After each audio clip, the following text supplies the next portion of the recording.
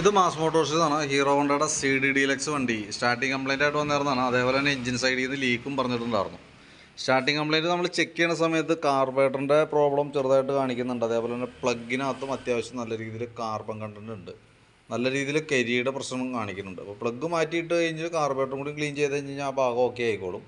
അതേപോലെ air filter നമ്മൾ check ചെയ്ത് എയർ ഫിൽറ്ററൊക്കെ പുതിയ ഫിൽറ്റർ കിടക്കണം കേട്ടോ. അപ്പോൾ അത് വേറെ പ്രോബ്ലം ഒന്നുമില്ല. കാർബറേറ്റർ ഒന്ന് ക്ലീനർ ഉപയോഗിച്ച് നല്ല ക്ലീൻ ചെയ്യുക, റീസെറ്റ് ചെയ്യുക. അതേപോലെ തന്നെ പ്ലഗ് ഒന്ന് മാറ്റിയിടാം. പിന്നെ പ്ലഗിന് ശരിക്കും കരി ഇത്രയും നിൽക്കുമ്പോൾ സ്വാഭാവികമായിട്ടും ഓയിൽ മൈന്യൂട്ടായിട്ട് കയറി ഹെഡിൽ കയറി കത്തി പോകുന്നുണ്ട്. അതുകൊണ്ടാണ് ആ പ്രോബ്ലം അത്ര പെട്ടെന്ന് അങ്ങനെ ഷോട്ടിങ് വന്നത് കേട്ടോ.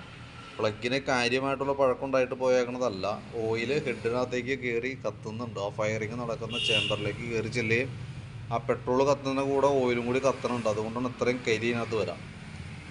അപ്പോൾ നമുക്ക് പുറമേ നിന്ന് ചെയ്യാവുന്ന ഇത്രയൊക്കെ ഉള്ളൂ. മാക്സിമം പ്യൂറായിട്ടുള്ള എയറും പെട്രോളും മിക്സിങ് കൊടുക്കുക, അത് ഡീറ്റെയിൽ കത്തിക്കുക. മറ്റേ ഓയിൽ കയറി കത്തണേൻ്റെ നമുക്ക് പുറമേ നിന്ന് പ്രത്യേകിച്ച് ഒന്നും ചെയ്യാൻ പറ്റില്ല. പിന്നെ എൻജിൻ ഓയിൽ ലീക്ക് ഉണ്ട്. അപ്പോൾ അത് നമ്മൾ അഴിച്ച് ചെക്ക് ചെയ്യുന്ന സമയത്ത് ഇത് ഈ സ്പോക്കറ്റിൻ്റെ സൈഡിലും ലീക്ക് ഉണ്ട്. ഇതേപോലെ തന്നെ ഈ സ്റ്റാർട്ടർ പ്ലേറ്റിൻ്റെ സൈഡിലും ക്രാങ്കിൻ്റെ ആ ഷാഫ്റ്റിൻ്റെ സൈഡിൽ നിന്നുള്ള ലീക്കാണ് ഈ കാണുന്നത് കേട്ടോ. അപ്പോൾ നമുക്ക് അതിൻ്റെ ഓയിൽ സീൽ കിറ്റേപ്പഴി എടുത്ത് മാറ്റുന്നതാണ് നല്ലത്. ഒന്ന് ഈ ഓയിൽ സീലും ഇതും ഈ ഭാഗത്തെ ഓയിൽ സീലെല്ലാം കൂടിയിട്ടുള്ളൊരു കിറ്റായിട്ട് വരും, അതെടുത്തിട്ട് മാറ്റാം. അതേപോലെ തന്നെ ഈ പ്ലഗ് റബ്ബർ മാറ്റി റീസെറ്റ് ആക്കിയിടാം. അപ്പോൾ ഇത്ര കേസ് ചെയ്യുമ്പോൾ നമുക്ക് ഏകദേശം എത്ര വരും എന്നുള്ളത് ഒരു എസ്റ്റിമേറ്റ് ആക്കിയിട്ട് അതിൻ്റെ ഡീറ്റെയിൽസ് ഒന്ന് വാട്സാപ്പിലേക്ക് ഇടാം. വേറെ വർക്കൊന്നും പറഞ്ഞിട്ടില്ല. ജനറൽ സർവീസോ അതിനോടനുബന്ധിച്ച് വർക്കുകളോ വേറെ കംപ്ലയിൻറ്റ്സോ വേറെ ഒന്നും പറഞ്ഞിട്ടില്ല. ആ കൂടി പറഞ്ഞത് സ്റ്റാർട്ടിങ് കംപ്ലയിൻറ്റ് ഓയിൽ ലീക്കാണ് പറഞ്ഞേക്കണേ. അപ്പോൾ അതിൻ്റെ വർക്കാണ് നമ്മൾ ചെയ്യണേ. അതിനുള്ളൊരു എസ്റ്റിമേറ്റ് ആണ് നമ്മൾ പറയണത് കേട്ടോ. അപ്പോൾ അതിൻ്റെ ഡീറ്റെയിൽസ് വാട്സാപ്പിലേക്ക് ഇട്ടേക്കാം. വർക്ക് കംപ്ലീറ്റ് ആയിക്കുമ്പോൾ വിളിച്ചോളാം കേട്ടോ. ഓക്കെ.